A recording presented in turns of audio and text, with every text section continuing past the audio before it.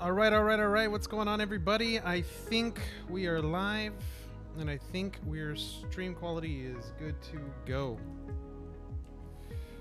We have some new bounties, don't we? Is this brand new bounties or no? Yeah, these are brand new bounties. Let me see.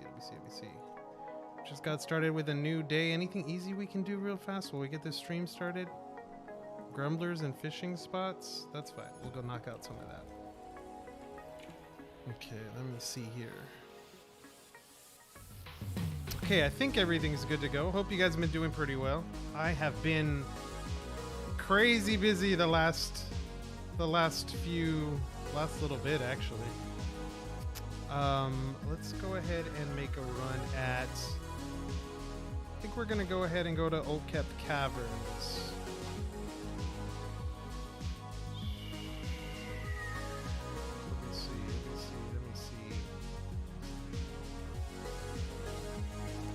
Caverns, that's fine. That's actually with Old Kept Caverns, I prefer to go with this. And then the tools, I can't actually see my screen, so I'm randomly clicking here. Here we go. There we go. Music's a little bit too loud. Thank you, Ivan. Let me fix that really fast. Okay. How's that audio there? Should be good to go, right?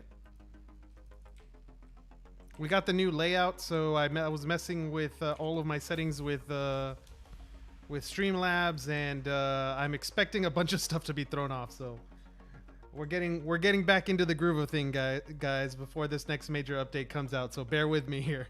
Help me out a little bit. We didn't even accept the bounty. But yeah, things have been crazy since the last stream. We, well, first off, the last time I was streaming with you guys, let me just knock out one of these easy bounties right here. Grumblers should be in Old Kept Caverns. I believe they are. Let me see. Old Kept Caverns, where are the Grumblers at? Grumblers, all right, perfect. We'll go in here. We'll knock this out. Perfect, good audio levels. Thank you, Ivan. Thank you very much. Hope you've been doing good. You've been playing a lot of Lost Relics lately? The last time we checked in with a live stream was while the U.S. Senate was making an advanced push for passing crypto legislation on the infrastructure bill, and unfortunately, things passed the way they happened. It passed almost in the worst case scenario for crypto, but I mean, I even with everything that's passed so far, like, I really don't understand. I really don't see how things are going to be able to progress further, because this legislation is just nuts. Block Mafia, Menace Mafia, Block Menace Mafia. How you doing, my friend? It has been a while. I have not been.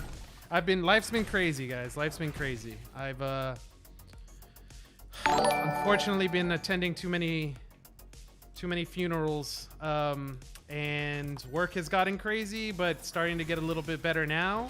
The big news, great news for some of you that were seeing, I posted some pictures earlier. Ima's here with me. Say hi, Ima. Or just, I don't know if she's too far away. Scooch in. Show him the ring.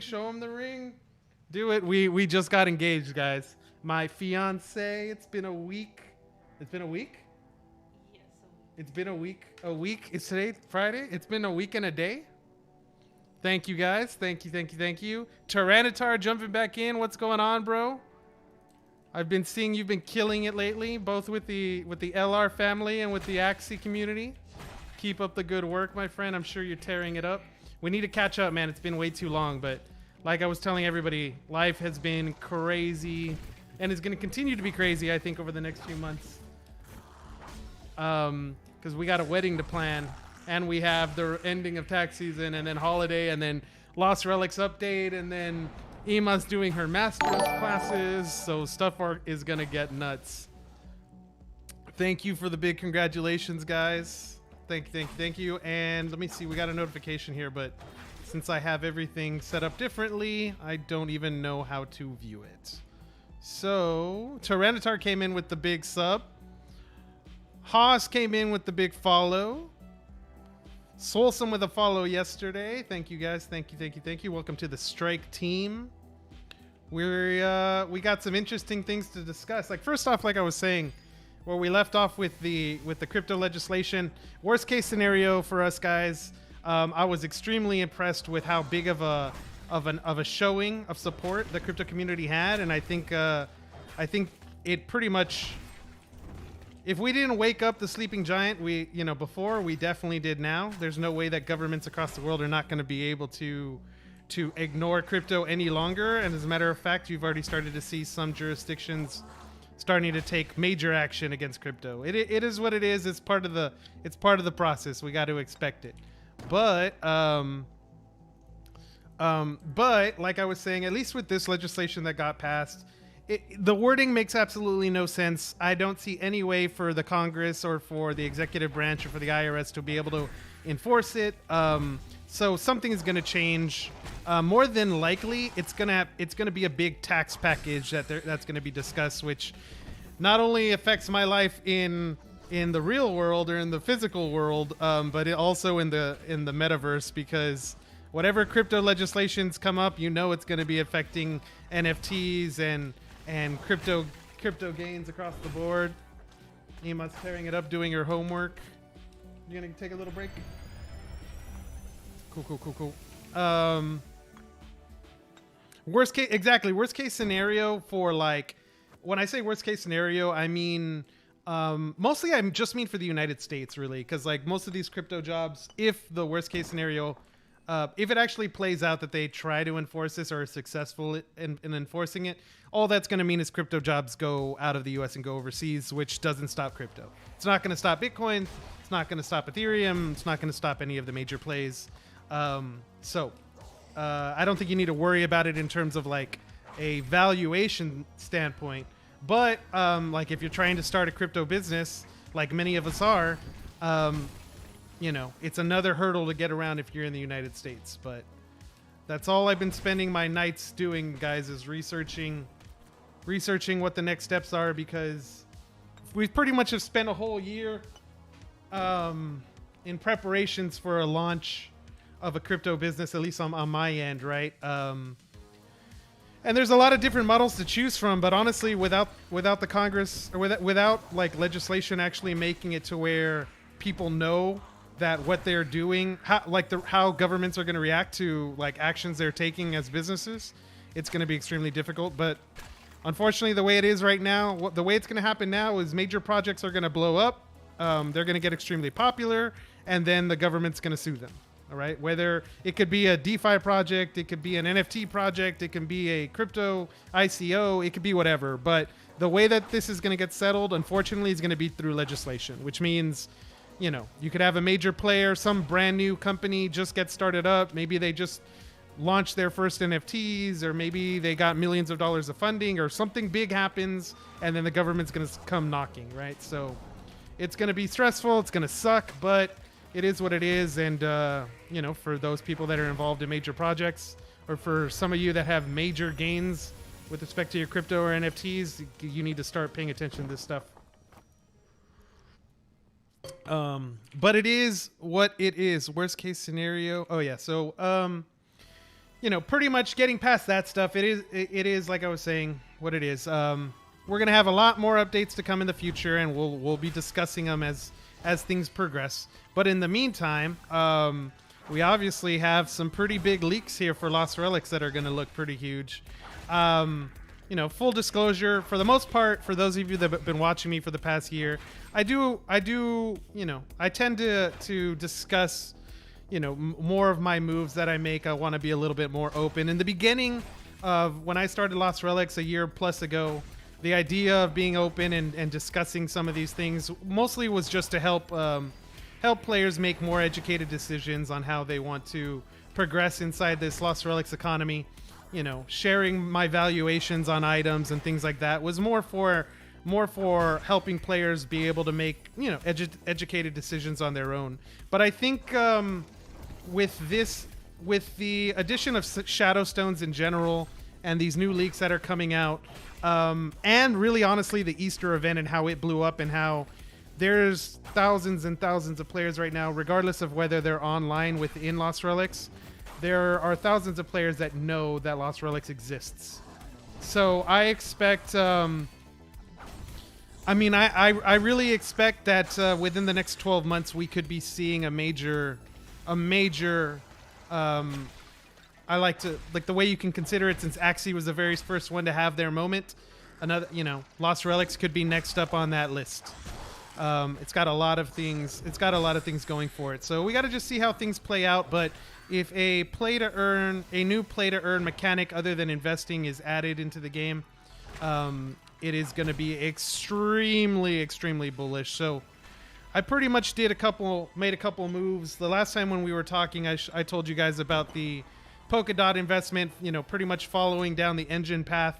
I think now that Enjin's starting to be a little bit more vocal with their weekly updates and small little appearing on podcasts and releasing more information, it pretty much is giving me a little bit more confidence in the position that I thought Enjin was in, which was that they do not, you know, there was a couple podcasts there that where it made it sound a little bit like the parachain was already guaranteed, which apparently is not the case. Because on the most recent update, you know, Enjin announced that they were going to be competing for a parachain. They're going to be going through the parachain auction slot. So the idea here of me being able to, if they end up calling on Enjin investors to go ahead and do a Polkadot loan for the parachain auction, at least I'll be in that position to where I can make that decision. And if, for example, like I had hypothesized earlier, if they do end up needing a Polkadot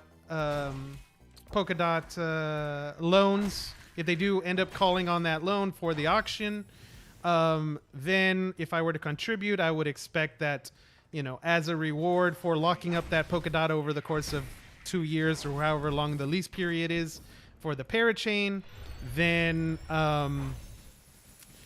more than likely that interest is going to be paid in EFI tokens. So that's interesting. Just another option. That's not the main thing I'm looking at accomplishing here, but it is something. Petit Frogger, jumping on in. What's going on, brother? You've been tearing it up too on your streams, man. I know you guys think I've been disappearing, but I haven't gone nowhere. I've been around, just life has been taking over lately. So I've been checking in on your streams or on your checking in on your VODs most of the time. You know, when there's nothing on it, no one's streaming it late at night when I'm trying to relax right before bed, I'll pop in a VOD. So been seeing y'all have been tearing it up. Hopefully I'll be able to contribute more. Like tentatively right now, I'm wanting to stream on Fridays, Mondays, and Tuesdays, which is a lot more than I used to. Want to get back in the swing of things in terms of streaming prior to this update. Who knows how long it's going to be before the next update comes out. How we doing on... You guys can see me okay, right? Yeah, we're good. Spoil you? Nah, bro. It's all good. Yeah, IRL has been something else, man. It really has been something else. I predicted half of it, but the other half just caught me by surprise. But yeah, we're good. We're doing good. But yeah, so who knows? Look, you know, before we get into the leaks and things, been looking at a lot of different Discord communities and doing a lot of like just Twitter research and thinking back to like my experience with Lost Relics over the past year. And this is complete speculation, guys. But I think that there is a chance. I don't think the chance is zero, I should say. I think there's a chance that we might get another multiverse event, like we did with Swissborg last year. And honestly, that Swissborg competition was in August last year. So who knows what's going to happen? I mean, that might not be a thing. Personally, for the Enjin metaverse, I think it would be fascinating to be able to have a yearly event, multiverse event, where game developers are able to like just show the community their progress over the course of 1 year, right? Because there's plenty of games that like I'm big fans of that I don't necessarily have the time to play, you know, within Enjin. But I'd love to like check back in with those guys in the celebration of a multiverse event. I think I already went down that path. It doesn't show, so I'm gonna go back. Screw it. But we're gonna have to see. That's why we're wearing the Swissborg skin right now. You're gonna take off to a party? Go for it, bro. Have some fun. Have some fun. But yeah, we're done. I'm gonna get out of this dungeon. So yeah, there's a chance. I mean, I just don't think it's a coincidence right now that Swissborg's posting, Enjin's posting on Twitter. You know, a lot of different community or developers within Enjin are also posting and collaborating, actually working together on different projects. You know, especially since Enjin just got its, you know, now that they're starting to become a little bit more vocal, a little bit more public, I would expect a majority of that's happening right now because they got these investors for the EFI private sale that occurred. So, you know, there's a little bit of I'm sure they feel a little bit of pressure there to make sure that those investors are receiving more up-to-date information, and that obviously the investors know that the community benefits too from updates. So it's good to be able to hold their words accountable. You know, Enjin has gotten in the habit of having to push back. Like even a few months ago when we were talking about a jump net, you know, or the app that was supposed to, the new wallet that was supposed to be launched. You know, now they're starting to come out and say in multiple episodes of their podcasts that to expect these things to occur September, October, November. So we'll see. Since they've been a lot more vocal now, you know, I'm sure more community members have heard it, and I'm sure more people would be upset if they don't deliver as well. So we'll see. We will see. Still waiting for some type of parachain auction announcement from Enjin. That could be months away, unfortunately. I know that when researching Polkadot, that they're even taking a step back in terms of, I think there might, rather than go straight into the auctions like they were hoping, they might be putting a little bit more emphasis on decentralization first before, you know, government regulation tries to make a move on Polkadot, because, you know, being one of the largest, well, I guess it's technically layer 0, right? Not layer 1, layer 2, or layer 1, I should say. But still, the size of the community and the size of the project is going to draw a lot of governmental attention. So we'll see there. But going back, let's get into it with Lost Relics and these leaks, guys. Look, first off, we'll go from least important to most important in my eyes.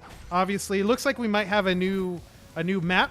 If we start there, we'll start with that new map. It was surrounded by what looked like coffins. I wonder if this map, I'm sure we're going to get at least a map or two. To be fair, on the last update that came out, the Chaos update, Cliff did mention that we were going to get one new map, and it ended up coming out with like 6 or 5 or 4. I don't even remember what, because Isles wasn't there, Visum Vaults wasn't there. Soft Beach was new. What else was new? There was a lot of different, like 4 or 5 new maps. So just because he shows one map, I don't know if it's only going to be one map. So that could be a surprise if that were to happen. Definitely something to keep an eye on. I would love if, I mean, I don't know. When I saw my first impression was that maybe it's a map that's tied to death, right? Like maybe if you die, you have to go to the graveyard to retrieve your virtuals, or I don't know, whatever. I'm making stuff up, but that's the first thing that popped up into my head when it came out. Second thing of importance, I would say, would be the notifications that we saw about either tools and or weapons being damaged. That was really interesting. So the first one that we saw was that hatchet, a new type of hatchet, which I'm guessing is a tool, not a weapon, that needed repair. So if that is the case, man, I really don't know what path to go down. Actually, I do. I need to backtrack. So if a tool needs to be updated. Oh, my bad. I missed the question on parachains. It's a long discussion. Block Mafia. It's a long discussion, but in general, Polkadot, the way it works is like imagine Polkadot has its own blockchain, and that chain is responsible for the security of the network. Then there's a bunch of other blockchains that connect to the relay chain. Those are called parachains.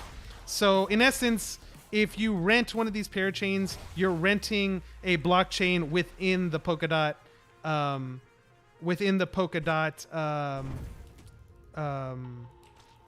family.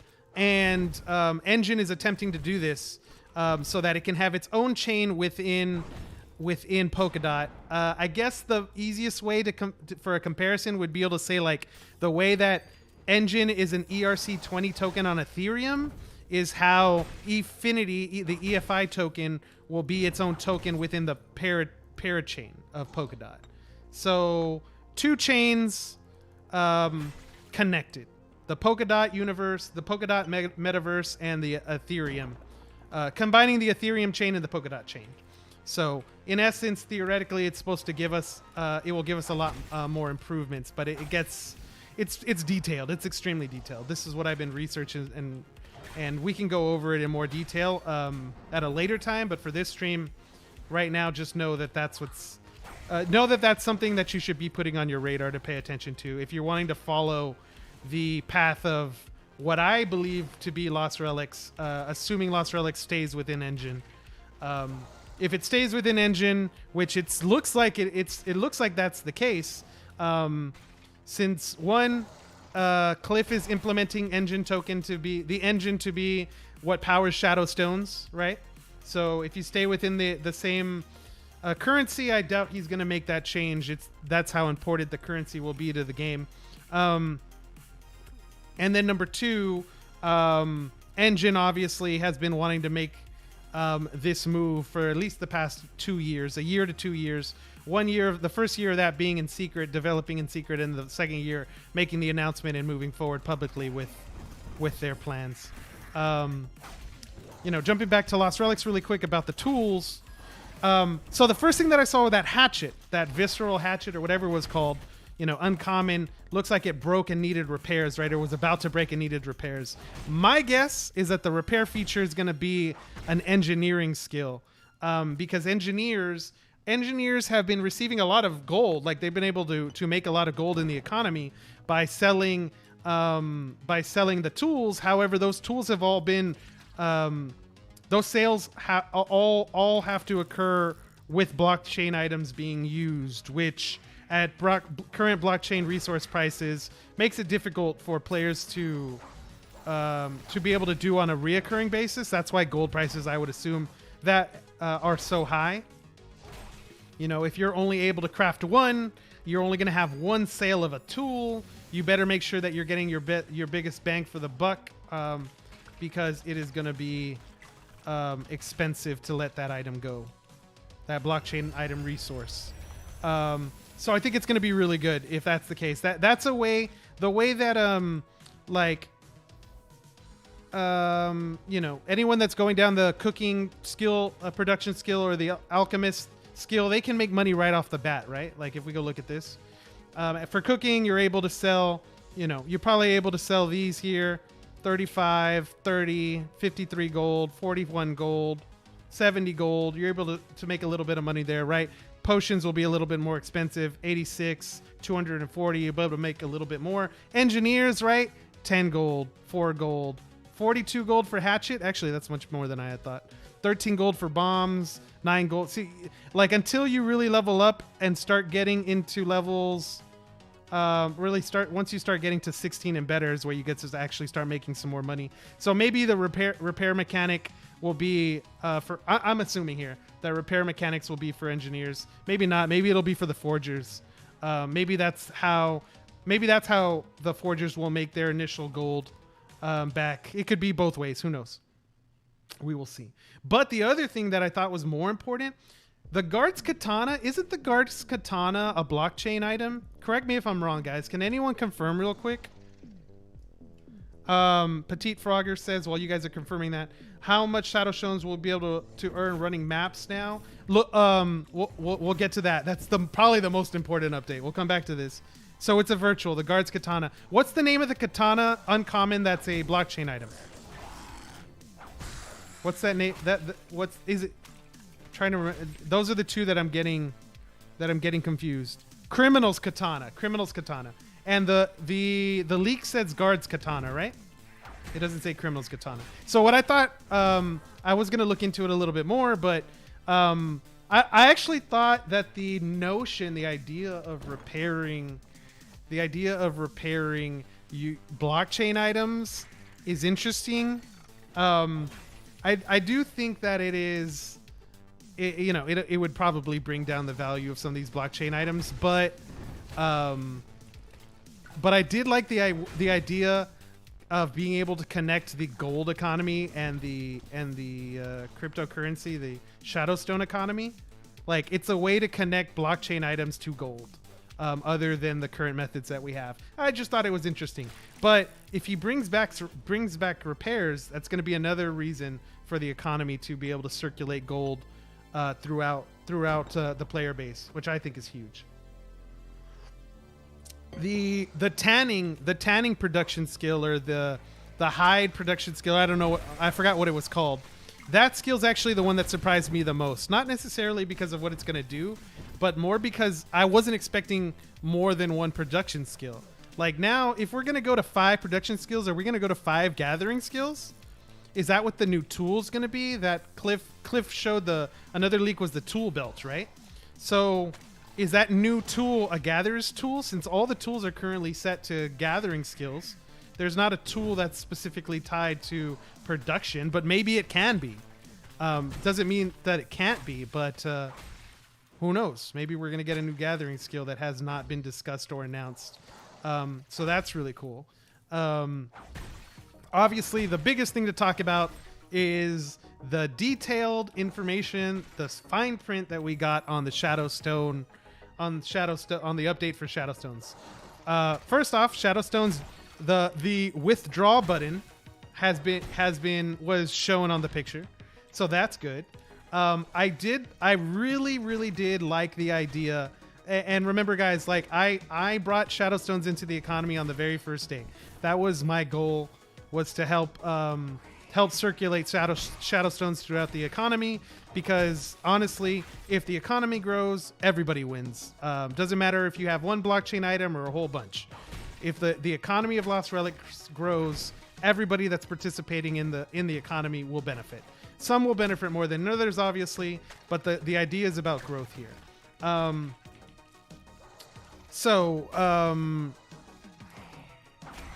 I understood that we weren't going to be able to withdraw immediately. To me, it didn't matter, because I look at Lost Relics more as a long-term project that I'm invested in.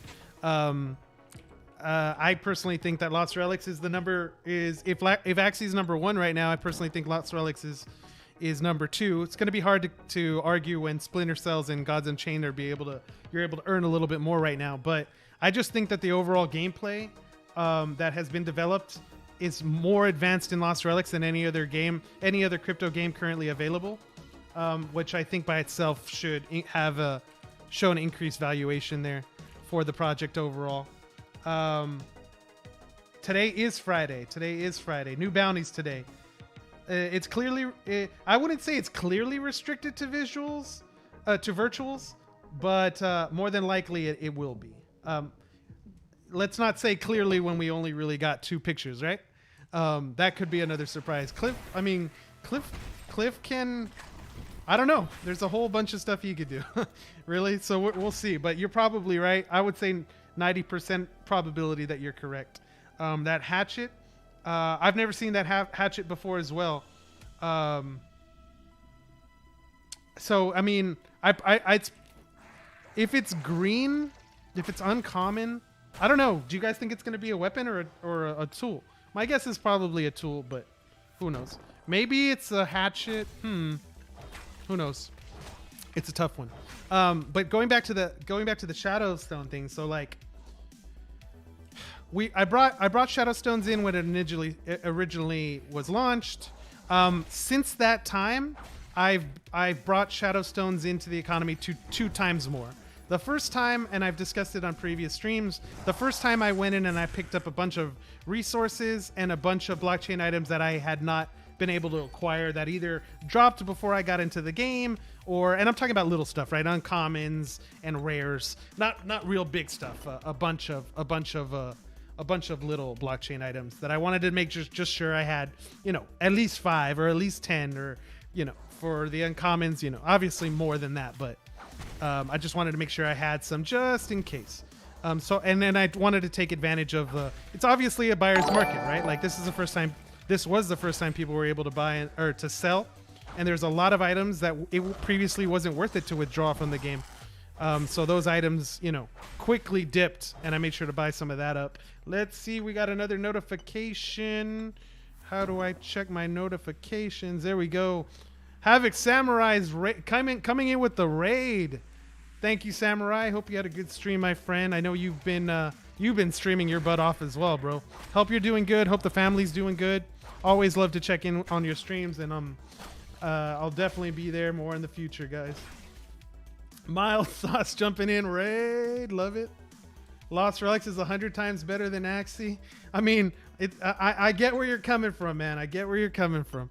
Don't get me wrong. Like, I'm not going to take full respect to Axie and what they've been able to accomplish. I do think that Axie and Lost Relics will be going down in history as some of the top blockchain items that first started in the space. Blockchain games.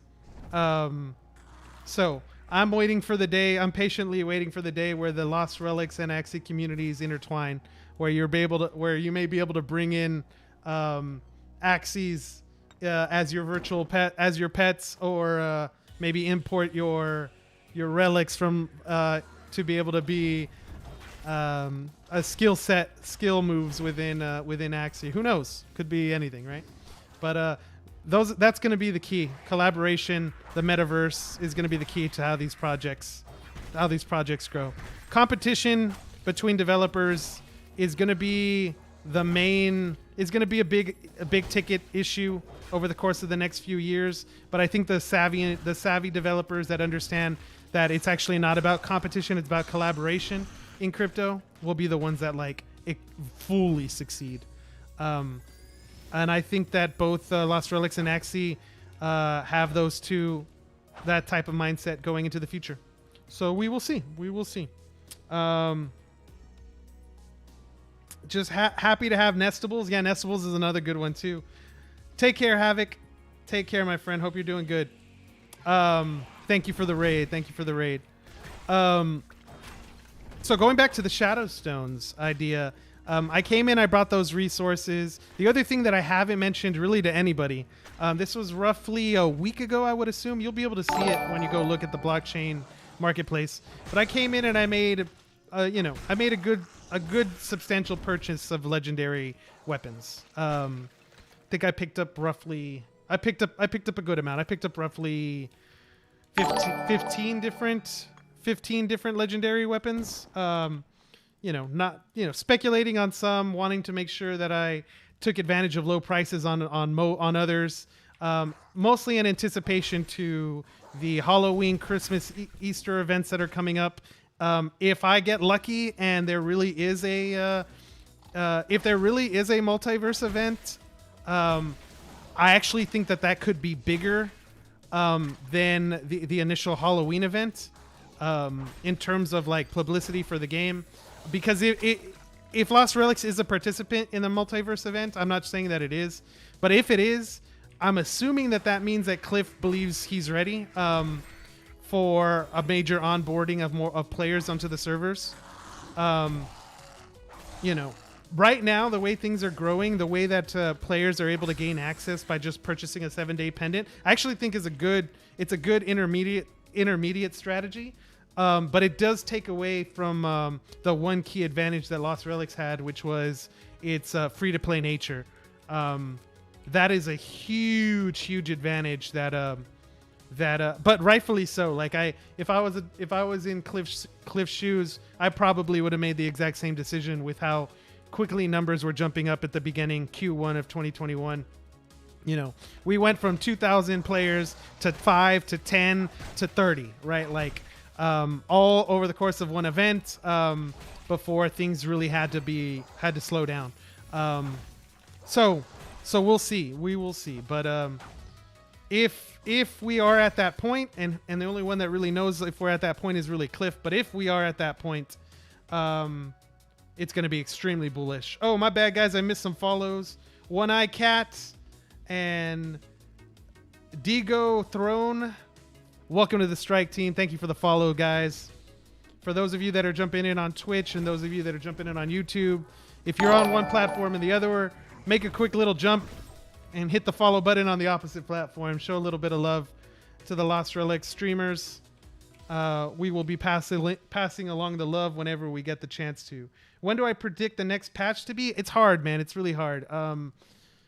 It's probably a September patch followed by the October Halloween event. But I mean, who knows, right? Because Cliff could think he's like a couple days away from launching, and then he finds one bug that takes 2 or 3 weeks to fix. You know, I try not to predict out in that. Like, I try not to predict out when the next update is.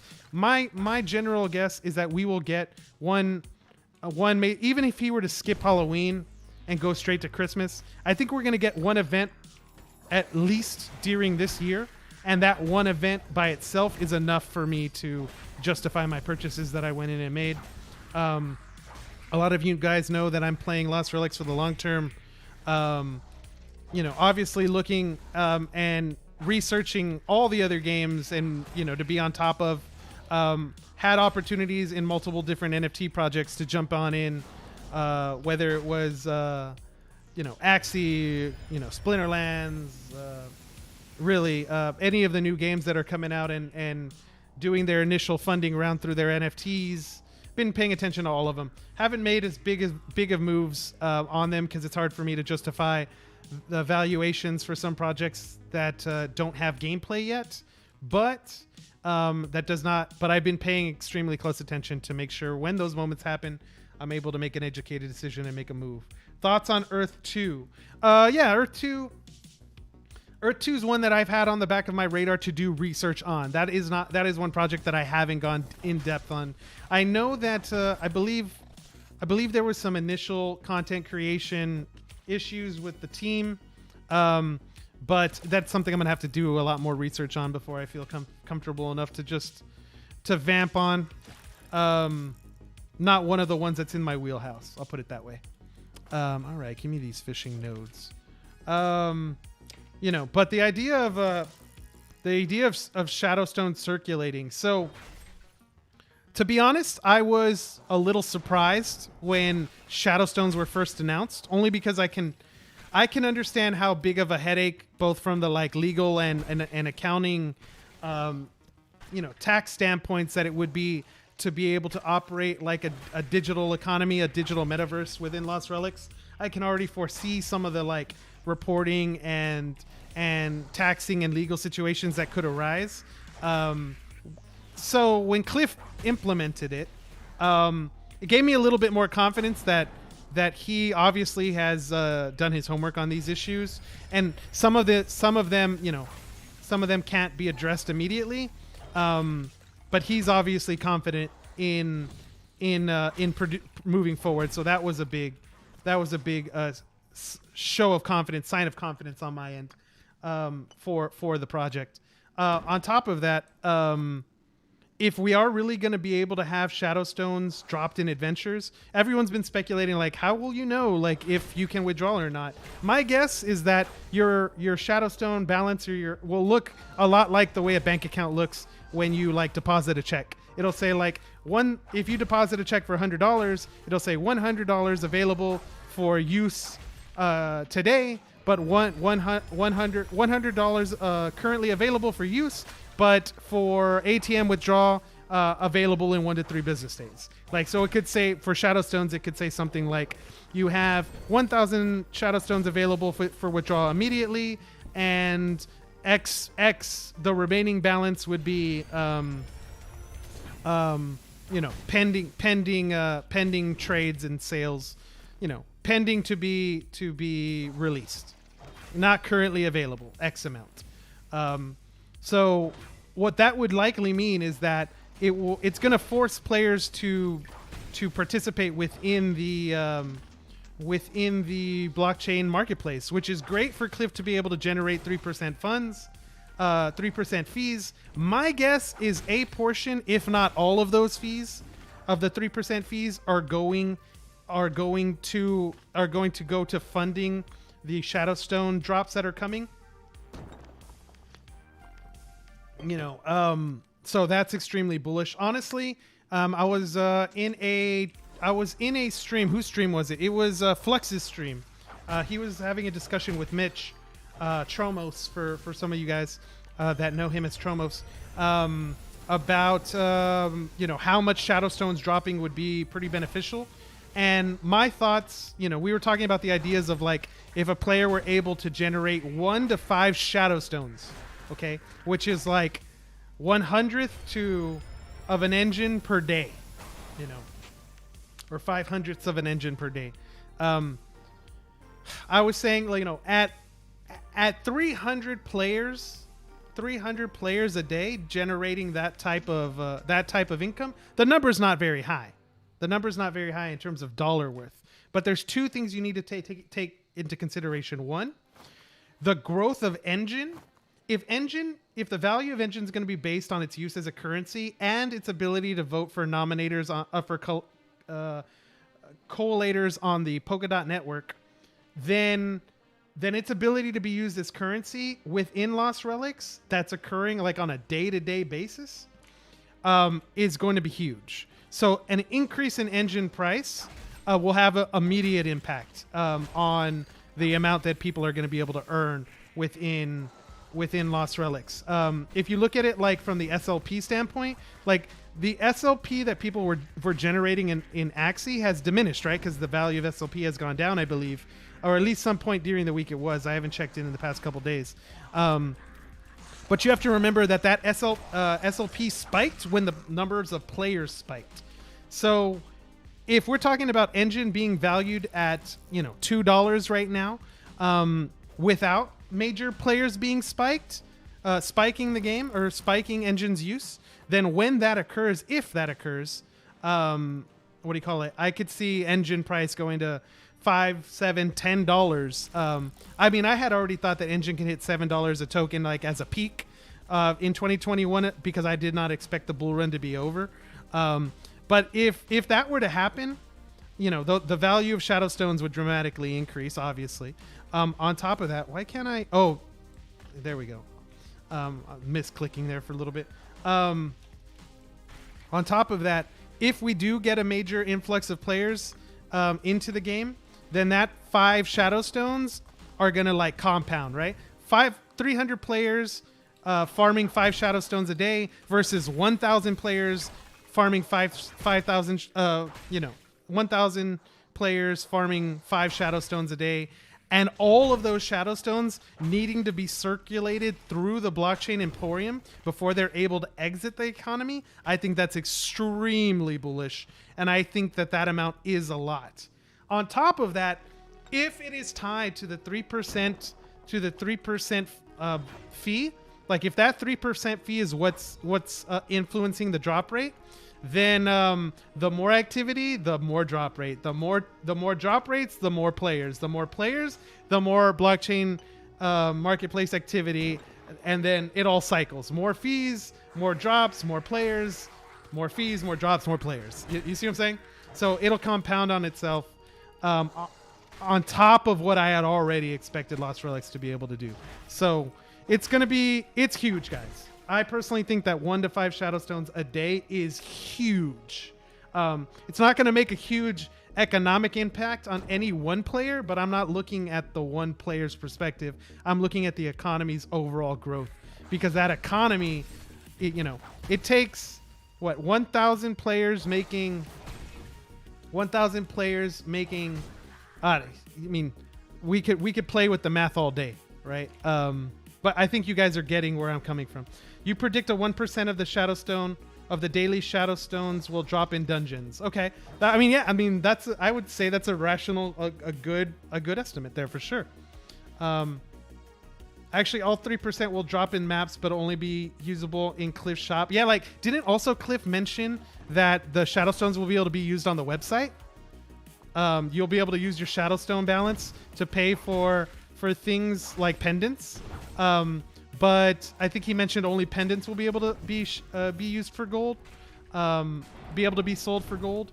I mean, we all are speculating because we have no clue what this next update is. But if I were to say, I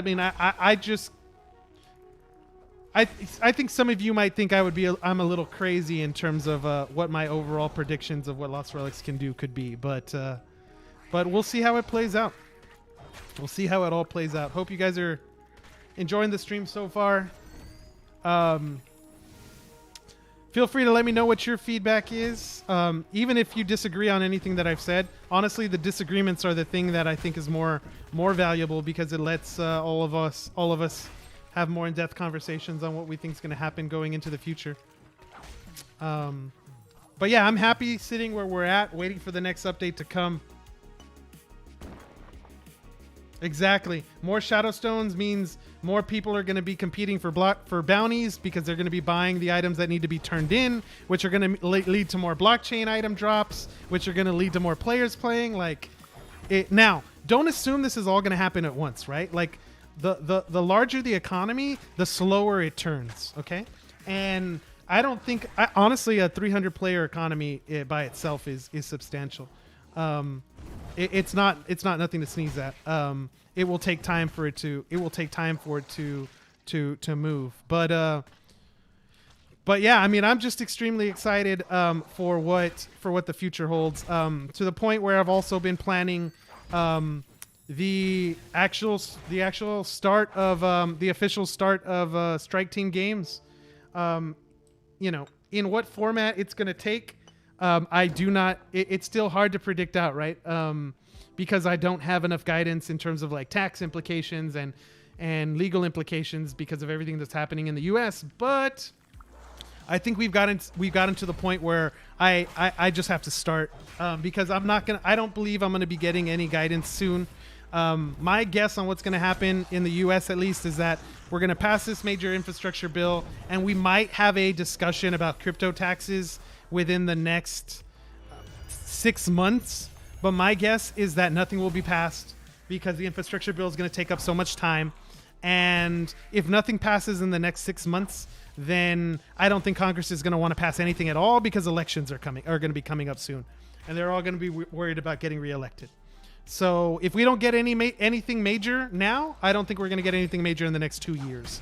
And if it's not going to be something in the next 2 years, that's too long for me to wait. I've already spent a year doing research and R&D in terms of what we wanted to start, whether it be a gaming guild within the metaverse, and or a nonprofit is another big idea, specifically for the Lost Relics community. But we have to see. Obviously, first steps are going to be the creation of a logo and the creation of founders tokens that will be given utility at a later time. Decentralization is something that's going to have to occur at a later time too. But we're just going to have to see how it all plays out. I've been following really closely the new legal impacts for decentralized autonomous organizations for DAOs as LLCs within the state of Texas and within Wyoming as well.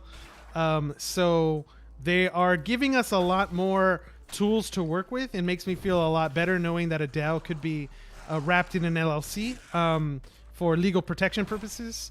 But there's still no tax guidance, which is obviously my area of expertise. So it makes me feel good about going down that path. But we're literally exploring this space and feeling out everything as we progress. And obviously, as an accountant, I'm extremely conservative in terms of like, I always want to protect the company first without taking any unnecessary risks. So we'll have to see. I'll definitely be keeping you guys abreast of everything that moves forward. You're thinking that you're going to find 1 to 3 Shadowstones per run. That's interesting. So a player can do, let's say, 4 runs a day. 4 runs in an hour.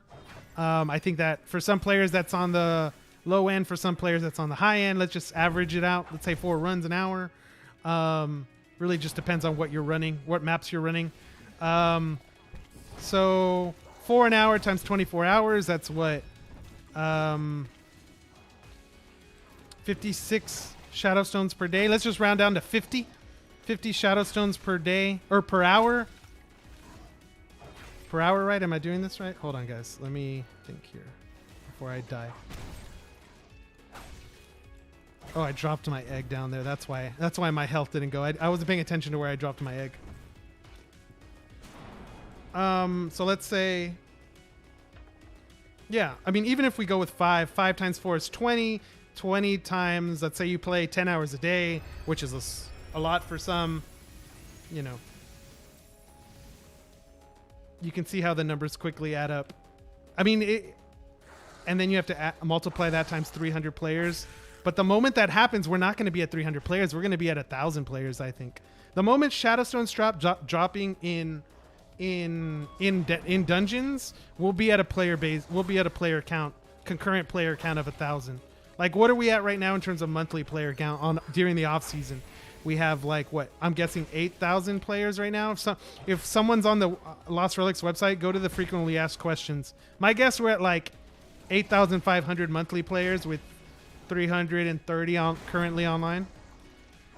That would be my guess. I would assume that number jumps to 1,000 players concurrently, and maybe 15 to 20,000 players per month. Maybe 25,000 players per month if we get up to 1,000 a day. So I don't know. With that type of exponential growth, you see where we're going. Hence one of the reasons why I made the purchase out there. Easily over 1.2K, you think? 8,100 per month. Okay, cool. Yeah. So I came close. I came within what, 400 players for the month. That number. I mean, who knows, guys? Who knows? All I know is that I'm going to give you my perspective on the things that I've been thinking of before we go into this dungeon. So I know everybody's not in the same position. I've been playing longer than some and less than others. My first goal was get everything to 40 for gatherers. Boom, I did that. If you're a new player, probably your only goal, your major goal, what I would do is get your tools and get to level 50, right? If you can. If you have enough time. It's going to take that getting to 50 itself takes a lot of time. Other than that, I've been just concentrating on production a little bit. I've been pretty much watching Netflix with my fiance, which I can say now. My fiance. I love you, baby. She's over here next to me. She's doing her homework, guys. Accountants as communicators. Actually, that's really huge, babe. As accountants, like being... Accounting is the language of business. It all has to do with communication. That's all accounting is. It's not even numbers, guys. You feel like it's numbers, but it's not. That's the problem. Most people that get into accounting, they just want numbers, but it has nothing to do with numbers. It's just add, subtract, divide, and multiply. That's the only in-depth math. What's the best virtual? Red Robin jumping on in. Okay, let me check in with you guys. We got another... Haas just jumped in with the follow on Twitch. Welcome to the Strike team, guys. Haas, thank you so much for the follow. Deucefold, I must have missed you, my friend. 18 minutes ago with the follow. Thank you. Welcome to the Strike team. Glad you guys are here. Should I turn on the light? Can you guys see me good in the cam? Do you need light, babe? Or you're okay? You're fine?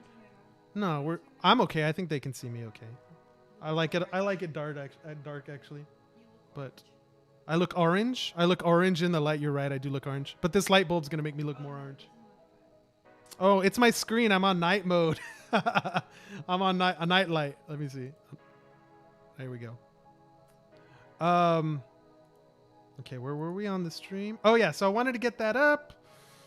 What else? Obviously, I came in, I purchased resources. I purchased legendary weapons. Okay, so maybe the reason why I picked legendary weapons because, let's say we're at 8,000 players per month. And let's assume that everybody has unlimited money. Okay, which I know is not the case, but let's just assume everybody had unlimited money. You could buy whatever you wanted. You have unlimited money to fill out your slots, not to buy extras, not to buy duplicates, just fill out your slots. So at 8,000 players, obviously all the transcendence would be gone. All of the mythicals would be gone. And we would roughly be at 20 or 30% of all of the 70% of all legendaries would be purchased. And there would be 30% of legendaries available that people would buy, assuming every single person in the game filled out all of their slots with one item. That's how much demand there is for the top tier items, regardless of whether you can buy it or not. There's enough players that would demand that. As soon as we jump to the point when every single player could not get a legendary item is the moment legendary items explode in price, because now you have people fighting over legendaries. Supply and demand.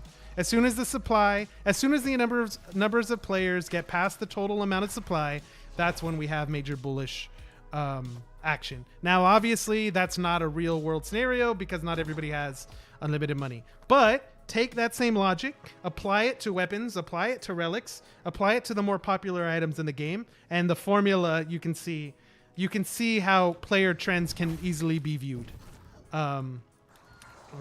Or not easily, but can more accurately be viewed and predicted. So yeah, that's where we were here. Let me jump in with your questions once we kill these guys and mine this rock. Let's see. Armor. Oh yeah, that's the other thing. You're right. If Armor, Hexler jumping on in, always love your feedback, brother. You've been playing far long enough to be able to think ahead of a lot of these things. So that's a good one. If Armor is a relic slot, or if Armor is its own blockchain, if Armor is not virtual, that obviously affects the blockchain valuations of these items.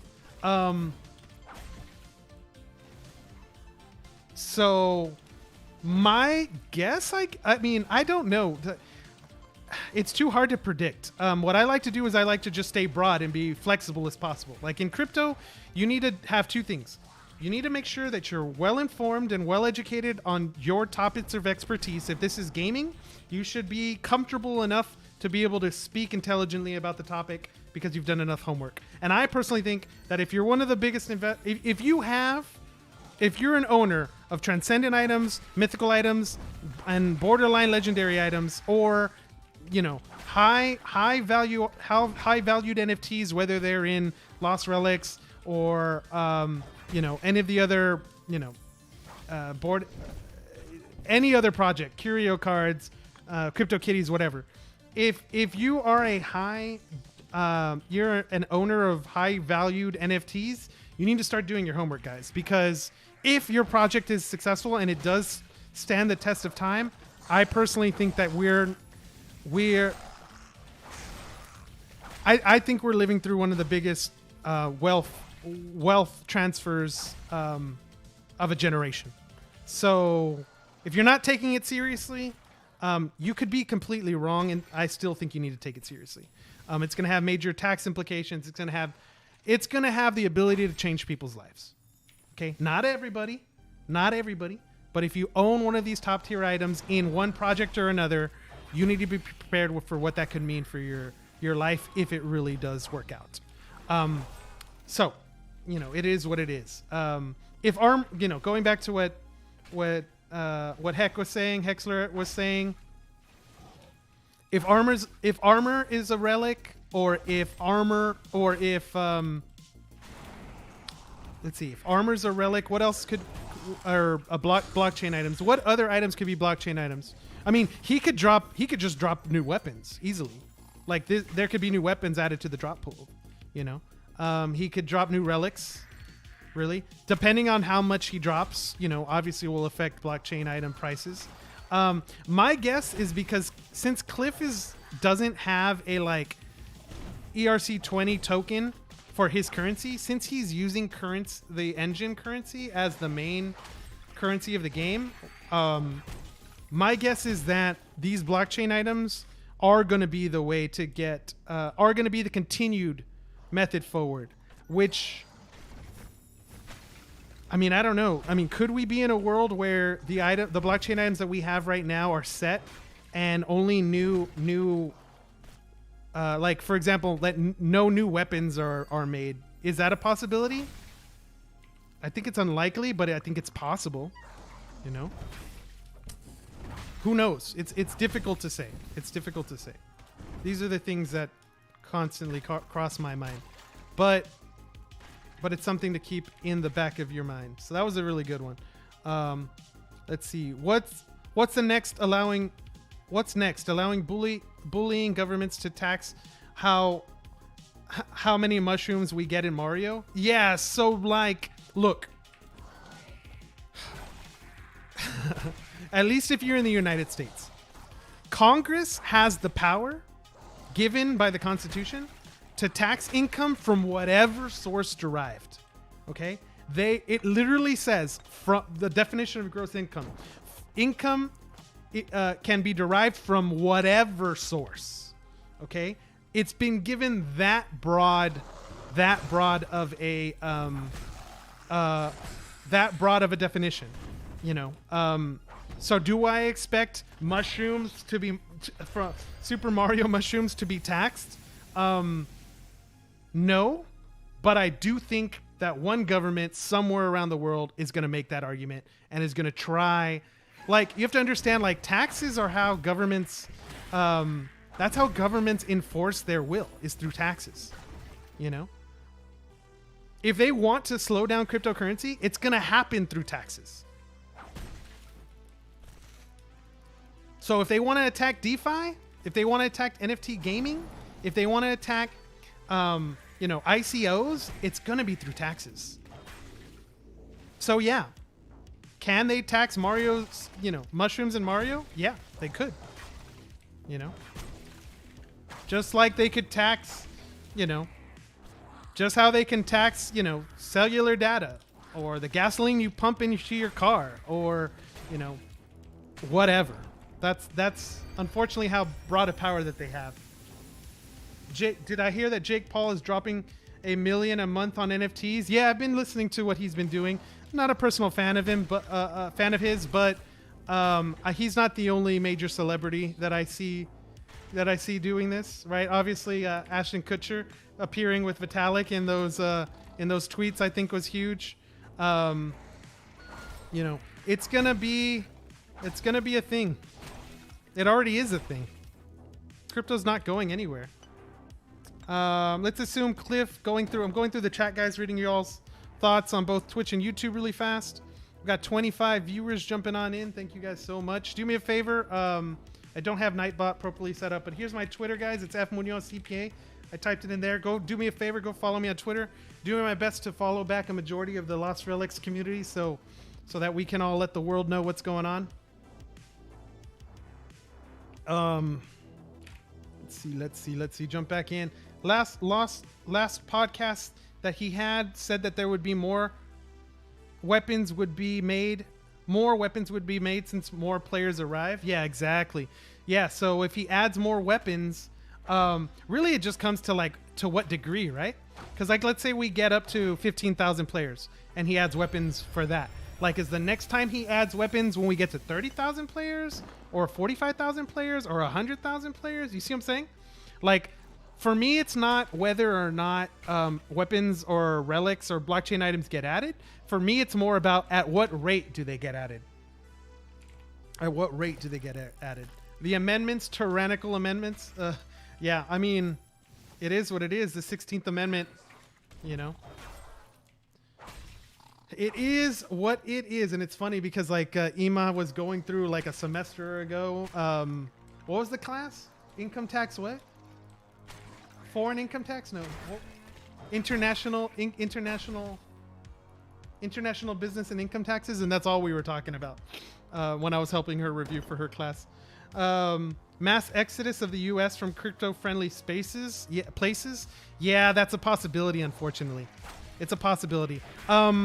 I honestly think that the Congress have had, and they admitted it, you know, they have no clue what's going on with crypto. So sooner or later, we're going to have a big crypto legislative item passed. Personally, when it comes to taxes, the last time we had a major tax change was the proposals that happened in 1986 that completely changed the taxing structure. It created what were called like passive activity loss rules, because back in the day there used to be like tax loopholes that let people pretty much like generate fake losses so that they didn't have to pay taxes. Those same type of loopholes exist now, but what they did in 1986 is they changed the entire taxing system so that they could eliminate those loopholes.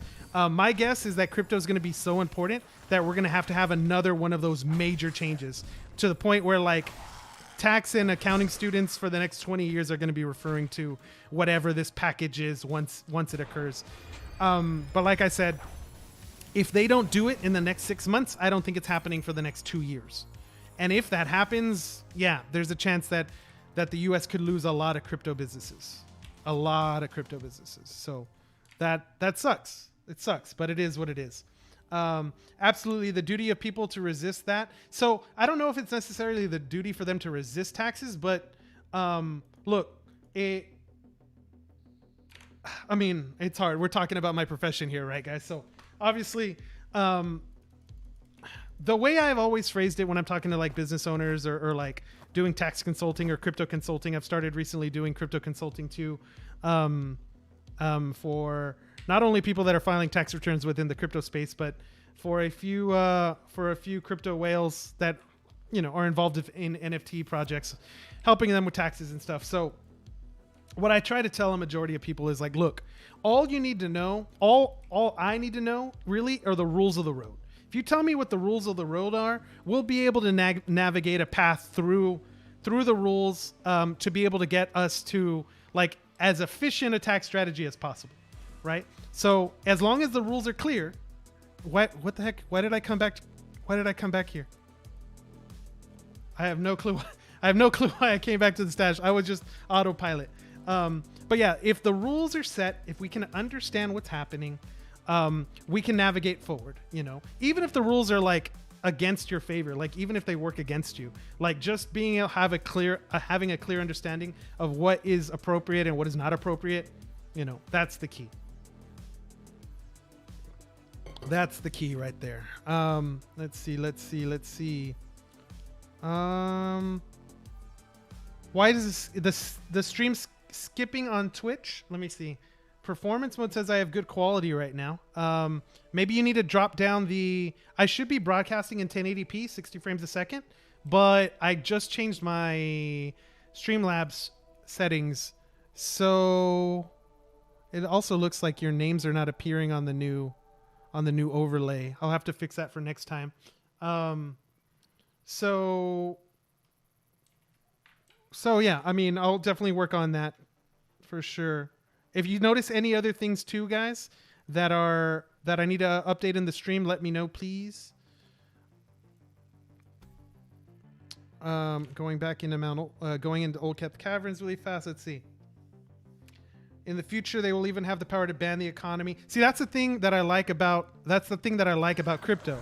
And I think it was Dan Held that popularized the quote. where he said, I could be wrong, but where he said you can't ban Bitcoin. You can only ban yourself from Bitcoin. And unfortunately, that's what's going to happen to different countries around the world. If they try to ban crypto, pretty much all they're doing is they're giving their competition, and when I say competition, I mean other countries around the world, the ability to like take that market share from them. So we're gonna have to see how it all plays out. But yeah, they can only ban themselves from crypto, and what's gonna end up happening if a country bans themselves over a course of a few years, they're gonna realize their mistake and then get on board back in. But that problem is they're gonna be way behind at that point in time. Let's see. I don't know, my nose is so itchy. How are you feeling, baby? Feeling okay? We got our third vaccine, our vaccine boosters today, guys. So wanted to see, make sure she's doing good. Got to keep it going, guys. Keep staying safe out there. The Delta variant has been crazy and impacted my life significantly. So hope you guys are doing good. Hope your families are doing good. Make sure to stay strong. Mental health is key, guys. Mental health is key. If you ever feel alone or whatnot, reach out to a Lost Relics community member. Like, we're all here to help each other, guys, through the thick and the thin. So that's what we're here for. Going through the stream. Banks do not have all the money. Banks do not have all the money, only in the computer. Let me go back a little bit. Money are digital sorts of example, $1 billion, but only 1 million are notes. The rest are just numbers in the computer. Yeah. So I see where you're starting. Like, money's already digital. I get where you're coming from. The difference between dollars being numbers in the system and blockchain technology is security. The blockchain technology in general, whether it's proof of work. Proof of work's already proven itself. Proof of stake is in my opinion on its way there to proving itself. For some, it's already proven itself. But yeah, the proof of work but protocols are just significantly safer than any centralized database that the dollars that are being stored digitally are being kept in, right? And you could say that, like, hey, banks have some of the like largest cyber divisions and cybersecurity protections in place than any industry in the world, but even those banks combined don't have the amount of security that like the Bitcoin network in general has. The amount of terahashes behind protecting the protocol is just too much to overcome for any centralized organization, in my opinion. If I'm wrong, I'd bet on that, because that's my main thesis on why I believe cryptocurrencies are going to be so important and world changing. They're already changing the world at an exponential pace. It's just going to be a matter of time for people to be able to understand its impact. So while we're dying from the lava, so you're not Christian, but when Jesus flipped over the tables of the tax collectors, it was very telling. Also, when asked, he said those who picture is in money, let them have their own money. So taxation should never be on taxation should never be on the money that is theirs. BTC belongs to everyone for that reason. Yeah, so I am Catholic, right? So I know where you're coming from when you're talking about his actions, Jesus's actions, like in the temple, when it comes to the tax collectors and stuff too, or when he said to Caesar, pay Caesar what is his, when he's referring to the coin of the time that had Caesar's face on it, and saying, pay to Caesar what belongs to his, and pay to the Lord what belongs to the Lord. So I understand exactly where you're coming from. When you try to put it into a more current, when you try to put it into like modern day interpretations, or modern days like applications of taxes around the world, honestly, the taxing system right now is being used more as like a method of control, in my opinion. And that's comes from someone who does taxes 24 hours a day, or at least not during the day, but as a profession, right? that, you know, taxes are an ability for the government to be able to you know, manage the wealth within the country, you know, more directly than letting the free market be able to do that. I'm not necessarily, I don't believe that all taxes should be abolished. I do believe that taxes like do serve its purposes in different situations. But I also will not close my eyes to the idea that governments do not influence control through the taxing regimes. I mean, it's obvious. It's the nature of how the system was developed. And that system, in my opinion, is going to be changing in the next few years because of crypto. So we'll have to see. We'll have to see. I got where you're coming from, bud. I got where you're coming from.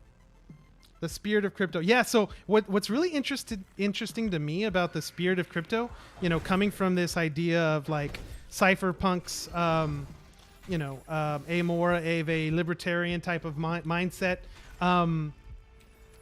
I understand how the culture of crypto in the past, you know, has been more cypherpunk. I think we also saw how the adoption of more people into crypto started to slightly shift what that culture was. We started to shift more into this like Bitcoin maximalist bro-ish mentality of what crypto represents. You know, I'm personally not a fan of that at all. I'm more of the perspective that that Bitcoin is just more economic and freedom through, you know, property rights, the property rights that it allows you to have by keeping everything on the blockchain. So we'll have to see. But I don't know. I'm not going to come out and say how I think governments specifically are going to react. But I don't know what kind of moves they're going to make. I just know that they need to make moves and they need to make them fast.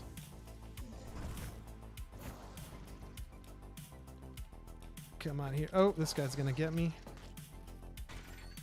This guy is going to get me.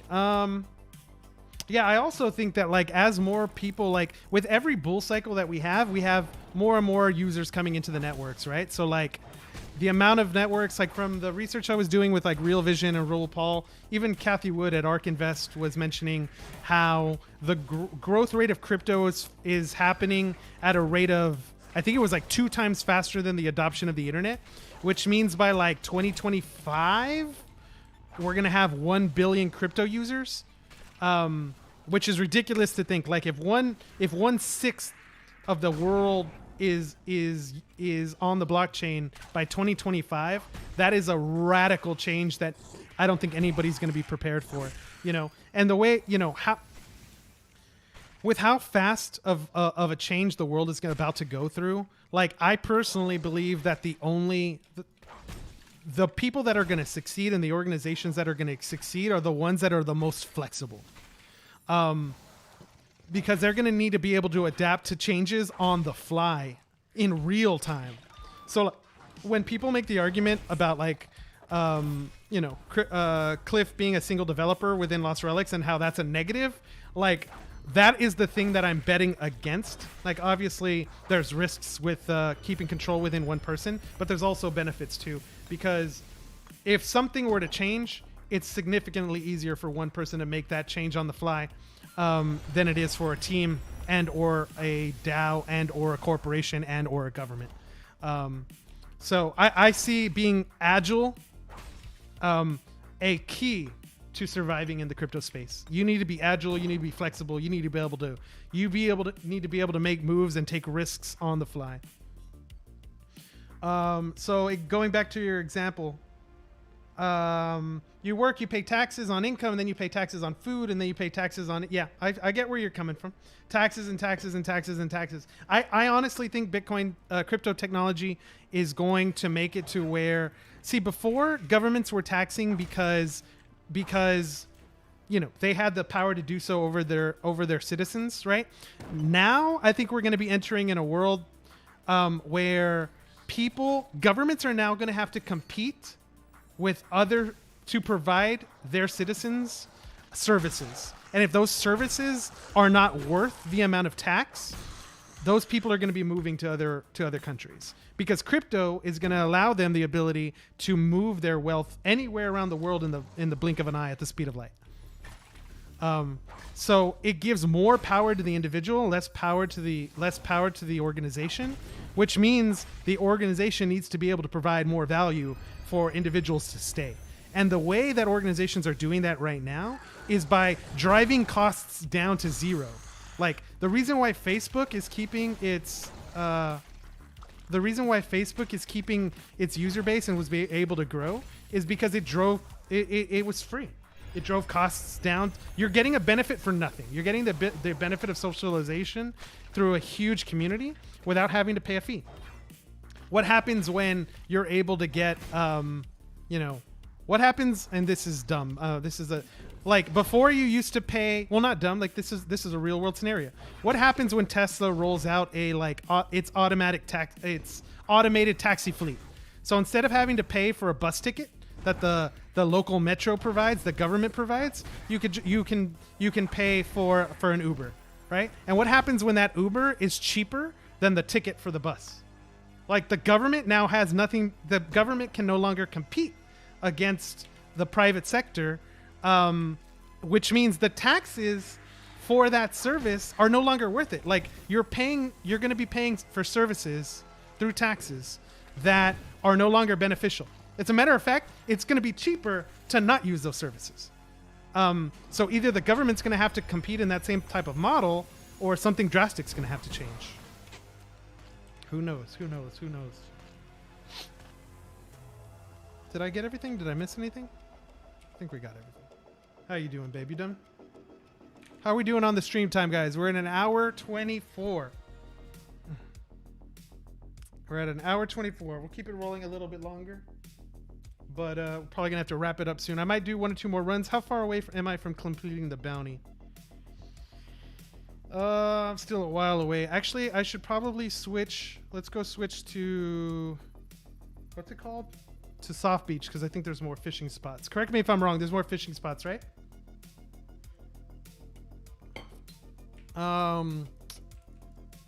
So yeah, guys, and since we're probably going to be wrapping it up in another couple runs here, now's the time. Lightning round. Shoot me those questions, guys. Shoot me those questions.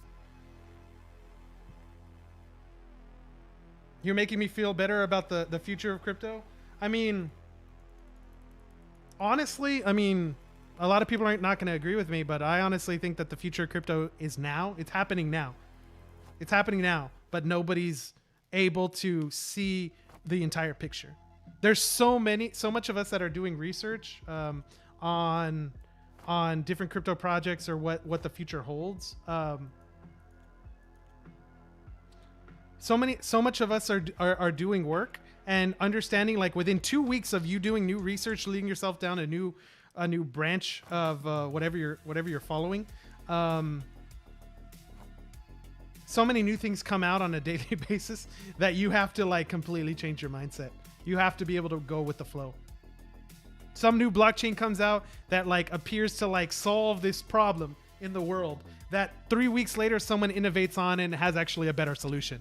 Even though that first solution was really, really good and you invested all your money in their token because you think it's going to change the world, and in 3 weeks you realize that some new project was actually able to iterate on it and make it better, and or, like, solve a more important problem, and now all the research that you've done is now gone and useless, and now you have to research the new thing. It's crazy. It's crazy, but I love it. I like it a lot. You know, we'll have to see. Here's the stats for anybody who's jumping in on the stream that wants to check it out. That's where we're at right now. Feeling pretty good, not gonna lie. Feeling pretty good. Feeling kind of happy. Want to get that cooking at level 20. It's the only thing that, like, sticks out to me. I think we're done here. So, okay, we're gonna do one more run. Let's see, 25 minus 45, 21. So we have 24 more runs, and I think there's six fishing spots in Salt Beach, which means, yeah, 4 more runs. At 10, 11 minutes a run, it's 40 minutes to play before I finish this. Okay, so we're gonna do one more run of Salt Beach, guys. We'll do one more run. We'll go check out the blockchain emporium, and the virtual emporium. We'll do a quick little review there, give you my feedback on what I'm seeing, so that you guys can make your own decisions, and then we'll call it a night, so that I can have a little time with my fiance. Sorry, I'm just still not using it. I'm still not using it. I'm still not used to saying it. Show him the ring, baby. Show him the ring. Show him the ring. Do it. Do it. Oh, she's nervous, guys. She's nervous on appearing on stream. But yeah, no, we're happy. Extremely happy. But the stress from planning a wedding is going to be crazy. It's going to be crazy.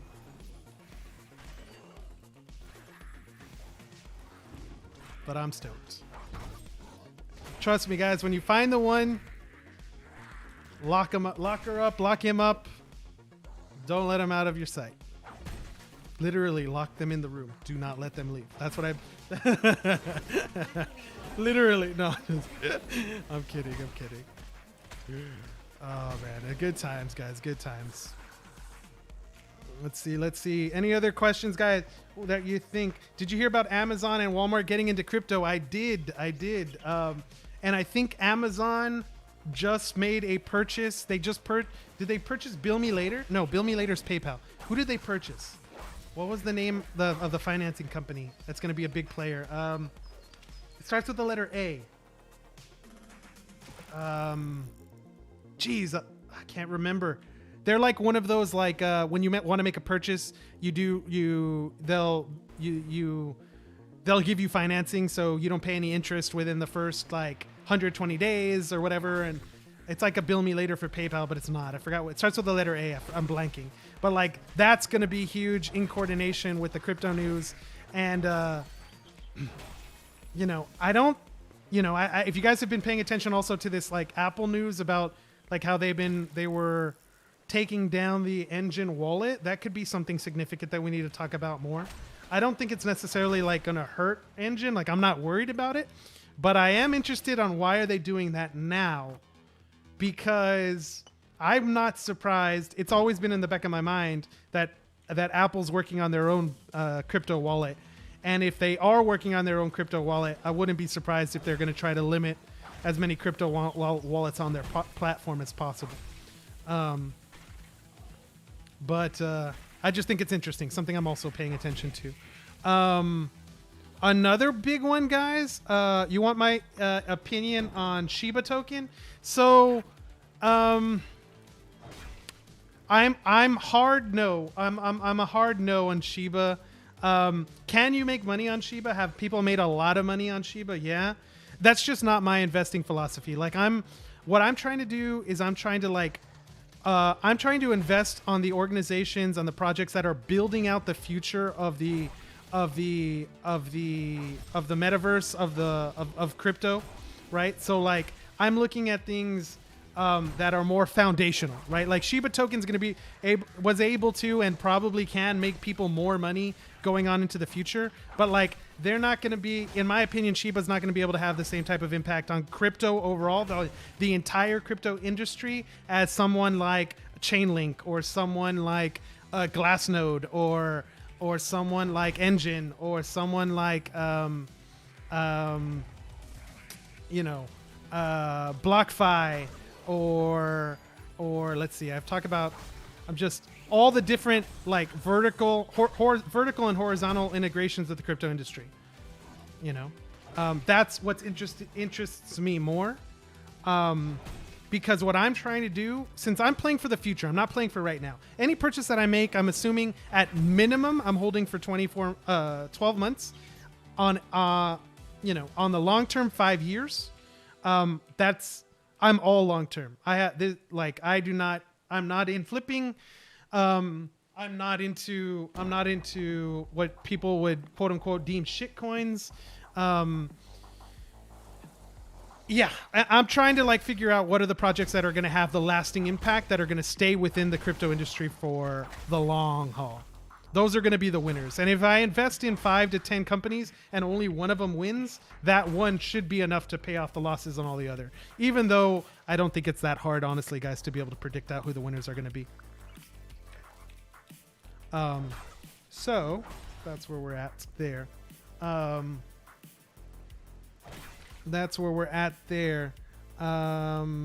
If you had to steal someone else's means, then just offer the same platform that everyone else has. It's not a coin in the future for the future.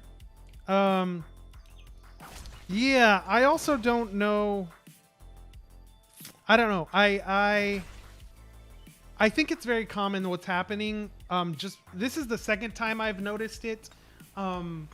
You know, when we went through the big ICO bubble in 2017, and now we went through this like mid-cycle correction in 2021. You know, I also you can see the cycles of like businesses and projects launching their crypto, their NFTs, or launching their projects at a specific part of time in the cycle. A lot of hype comes up, all the news gets thrown out to the public, and then you have a lull. You have like a dead period where like all the news is already out. Now people are developing, and development takes time. Same thing with Lost Relics, right?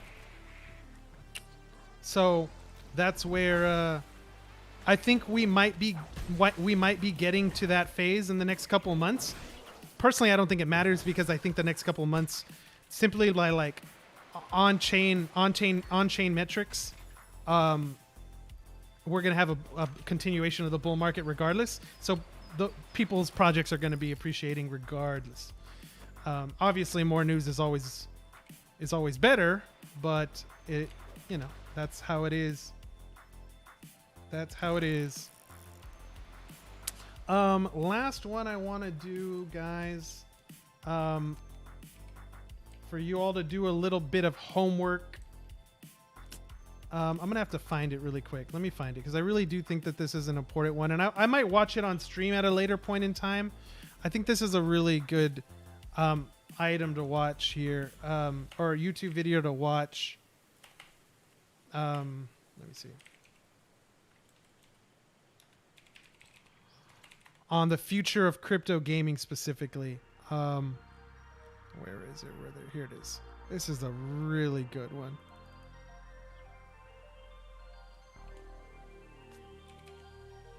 By Josh Williams, Opportunities for Crypto in Gaming. I'm going to post it in the chat here on Twitch. Oh, shoot. That's the wrong link. Hold on.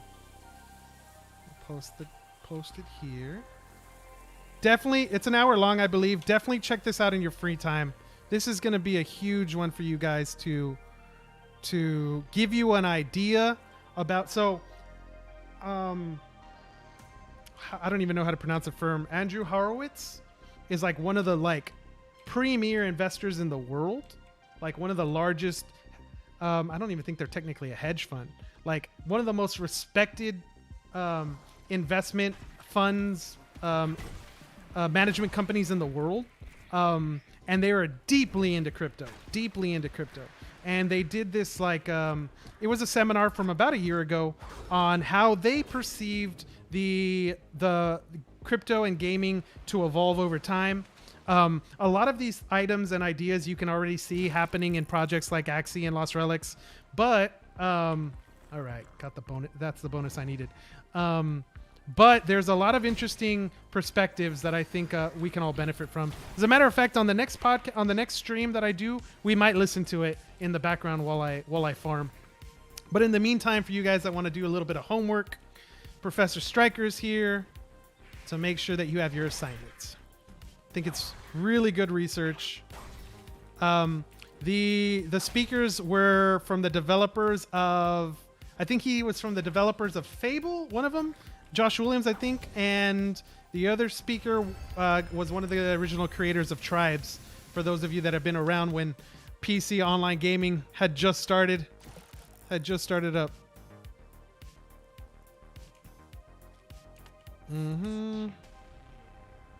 Education's so important. Yeah, and honestly, guys, like, I know a lot of you have been watching a lot of YouTubers about, that are doing their journeys or doing their research projects in terms of like what NFT or what crypto gaming projects are like going to be the next big thing, or what's the next best NFT that's going to explode. I would caution even me, like listening to any one individual, one individual influencer, whether it's someone like me or someone that's doing a YouTube channel or a stream or a podcast or a blog or whatever. I would just caution to say that you should always do your own research. Use those people's perspectives to be able to make your own argument, your own thesis on what you think the world will be like, or what you think crypto, or what you think Lost Relics, or whatever project you're involved in.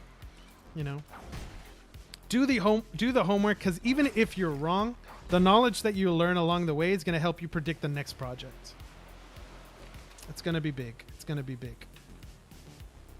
Your only NFTs are in Lost Relics. I have some NFTs across different projects. Crypto gaming, sports cards and collectibles. Like I'm in a bunch of different things.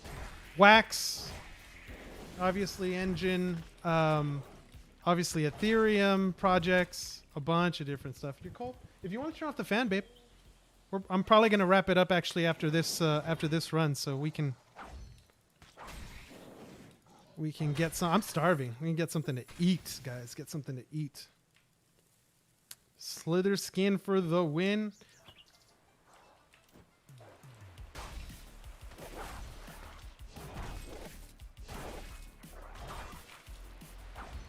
Probably shouldn't have used that, but whatevs.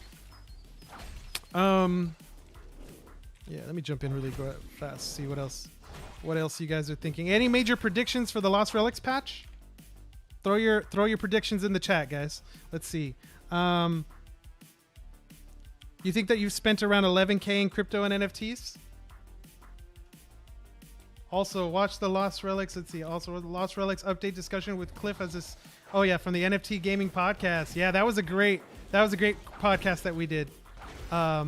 Really enjoyed it. Hopefully now with the update coming, a lot more people coming back into the space. Hopefully I'm fingers crossed, guys. I'm always playing, always climbing that leaderboard, but don't always have the time to be able to do it live on stream with y'all. But I'm hoping now that a new semester has started up, we might be able to get on more of a routine schedule, which means I might be able to stream a little bit more. Like I was saying, I'm looking in the evenings in the US. I'm looking for Fridays, Mondays, and Tuesdays, if possible. Any other stream that I do is just going to be a little bit lucky because I got some free time on my hands. So we will have to see how it plays out. And we got another follow in the house. Ovenspire, thank you for the follow, my friend. Welcome to the Strike team, baby. Welcome to the Strike team. Yeah, going back to the idea, like I was telling you guys also about starting the gaming guild. I think I have no choice but to get the ball rolling. So I'm going to be coming out with a logo and founder NFTs in the next little bit, as long as work and life allows. Because I think we need to start. I think I need to start getting the ball rolling. I don't expect there to be any major changes to the crypto world that are going to be able to help make the journey easier anytime soon. So it is what it is. So yeah, I'm definitely going to want to come back and do that stream like I was saying with you guys. I might be able to jump on tomorrow a little bit for a little bit of a birthday celebration stream. That'll be fun. But for the most part, as long as I don't get hit with major side effects from the vaccine today, or tomorrow, I should say. I feel good right now. I don't really feel anything. Do you feel anything yet? The second vaccine, you feeling a little under the weather? Yeah. The second vaccine kicked me in the butt. The first one really didn't do anything to me at all. So we'll have to play it out. Play it out.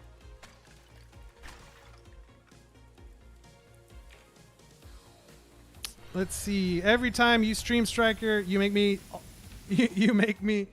You make me stay awake all night. It's 5 a.m. in Greece. Ah, bro, I'm sorry, man. I'm sorry. Hey, the VOD on Twitch will be there for a few days, and I'm streaming to YouTube too, so you can catch it at any time. Anytime. Hit that bell icon, and you'll get the notification when you wake up in the morning. Yeah, it's tough, man. It's tough. I get where you're coming from. I've had that same situation too. There's plenty of nights that I've been staying awake watching, Rifting going all night, or Havoc, or Dairy, or Frogger, or anybody, man. All of them. And the worst part about it is sometimes I'm like, I can be watching a stream late at night with my, lying down, and I can be ready to knock out. And then someone says something interesting that I can't stop thinking about. And then I'm awake till 5, 6 in the morning like you are. But if you go to bed right now, don't worry. It's all good. All I'm going to do right now is just go check out the marketplace really fast. And we're going to do it quick.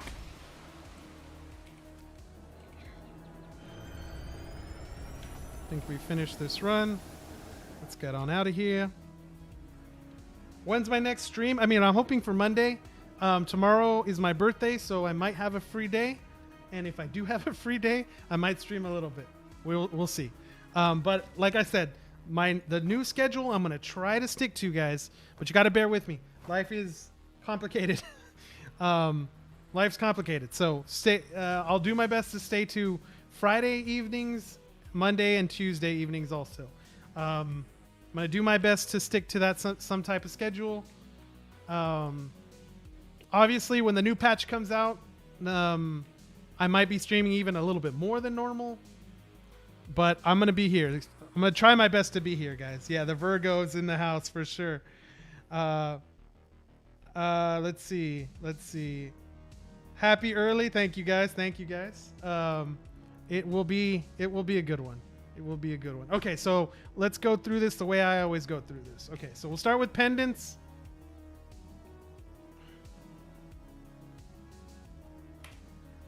Wait, what the heck? Why? What's going on here? There we go. Well, whatever. The pendants are at the top. Okay, so we got 1 days coming down, 6 moved. Okay, 30 days going up, 7 days. Okay, so we're pretty much flat there. Okay, so nothing really interesting to talk about there. Let's look at tools now, sorted by price. We got 1 movement of the Stonebreaker. Okay, 4 movements of some axes. Axes are obviously going up in price. How many steels does it take for an axe? I think it takes 2, right? It takes, yeah, two steel ingots. 2 steel ingots. Okay, 30. Okay. Looks good there. And then obviously all the little ones. Okay, we're good there. Let's look at the bounty chests. See how they're doing. 15, 28, 45. That's a really big purchase here. 300 of the bronze bounty chests. Okay, cool there. Nothing too interesting. Just trying to see. I'll give you my feedback if I see something that's piques my interest, guys. If there's a price you want me to check out. Right now I'm looking at quantity. I'm going through this. 6 posted here. 9, 7 days. I'm looking at quantity to see what's moving.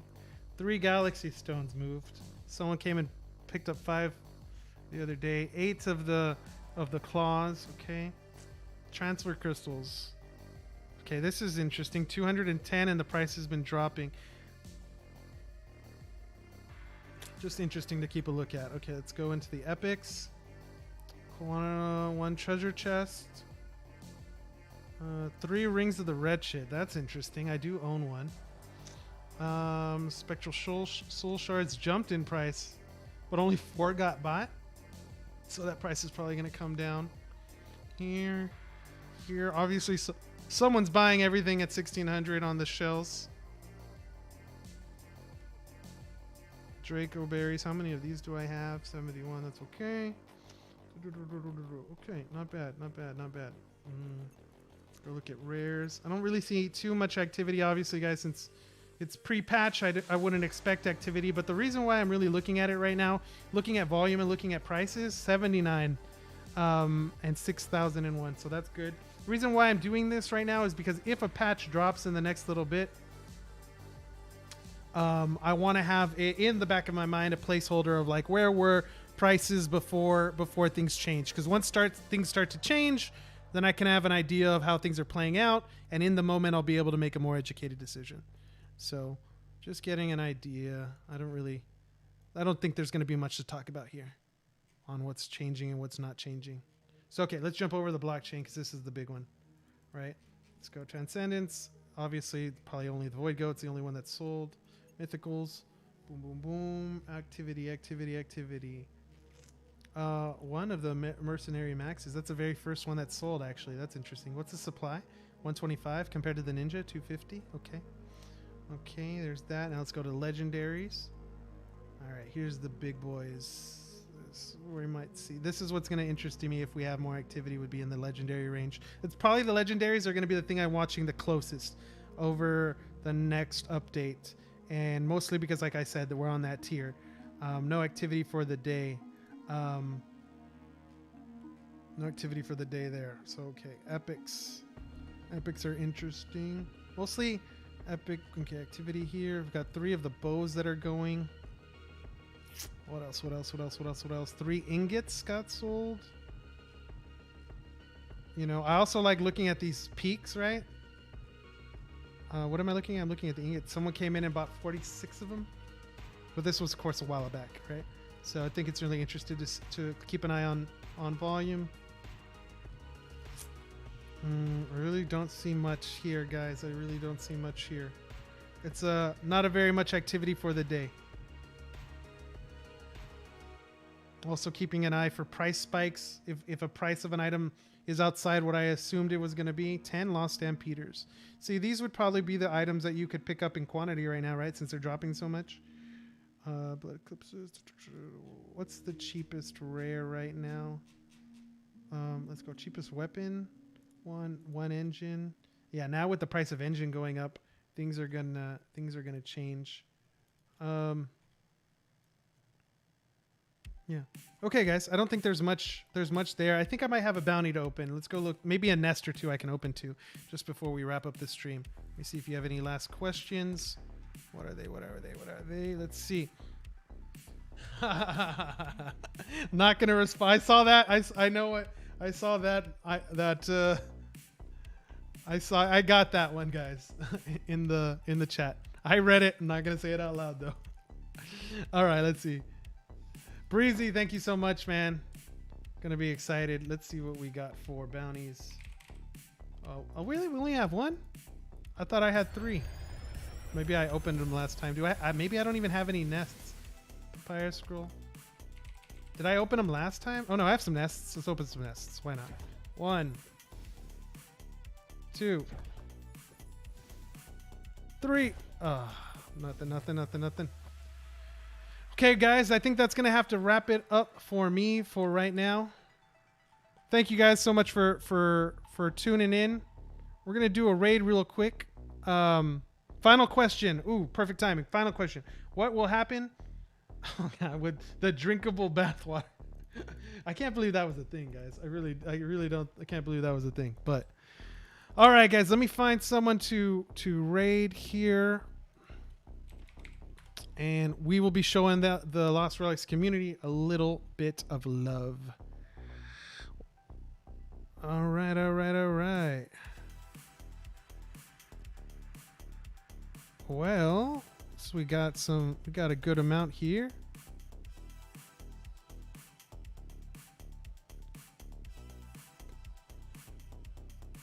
Live do Barrett. Let's get this raid going. Has it been that long that I forgot how to do a raid, guys? Oh, it's actually not letting me raid. Why is it not letting me raid? Huh. There we go. That's a little better. Make sure to let him know that Striker sends his love. Again, thank you guys so much for hanging out with us tonight. Look forward to seeing you guys in the future. Check in with me on Twitter, FMuñozCPA. And in the meantime, let them know we say hey. Peace out, guys.